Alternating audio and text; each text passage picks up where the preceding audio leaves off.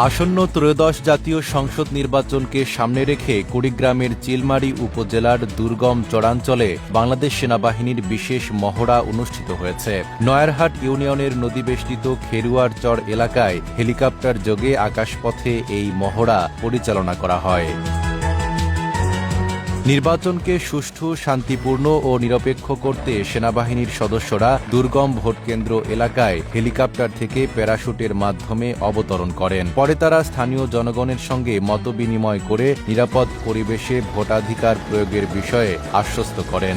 মহড়ায় উপস্থিত ছিলেন ৬ ইঞ্জিনিয়ার ব্যাটালিয়নের অধিনায়ক লেফটেন্যান্ট কর্নেল মোহাম্মদ নোমান মুন্সি সহ ঊর্ধ্বতন কর্মকর্তারা। এবার খিরোয়ার ইয়েতে ভোট দিতে পারবে আশাবাদী আর কি। এবার আগে ভোট দিতে পারিনি, অনেক ভয় দেখা যাচ্ছে ব্যাকে ভোট দিতে, অনেক মহিলা আসে না, পুরুষ আসে নাই।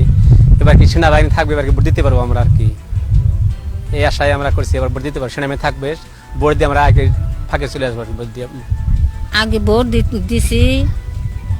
দিছি সমস্যা, আমরা সমস্যা পাইছি। এখন আল্লাহ করলে এখন এখানে আমরা বিমান কোনদিন দেখি নাই, কে হেলিকপ্টার আমরা বিমান দেখলাম। আমরা এখন মনে করেন যখন আর্মি আইছে আমরা ভোটটা সুস্থভাবে দিয়ে আমরা সুস্থভাবে বাড়াই আসবো।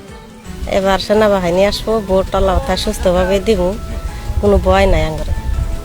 স্থানীয় ভোটাররা সেনাবাহিনীর উপস্থিতিতে স্বস্তি প্রকাশ করেন। তাদের মতে আগে ভোট দিতে ভয় থাকলেও এখন নিরাপত্তা নিশ্চিত হওয়ায় নিশ্চিন্তে কেন্দ্রে যাওয়ার সাহস পাচ্ছেন। আর মনোবল হতে হয় দৃঢ়। জেরুজালেম ২৫ বছরের পথ চলায় নিরাপদে রাখার প্রত্যয়ে। এদিকে সেনাবাহিনী জানিয়েছে নির্বাচন ঘিরে যে কোনো অনাকাঙ্ক্ষিত পরিস্থিতি মোকাবেলায় তারা প্রস্তুত এবং দুর্গম চরাঞ্চলে ভোটারদের নিরাপত্তায় সক্রিয় থাকবে। নাইম আরাবি, ঢাকা পোস্ট।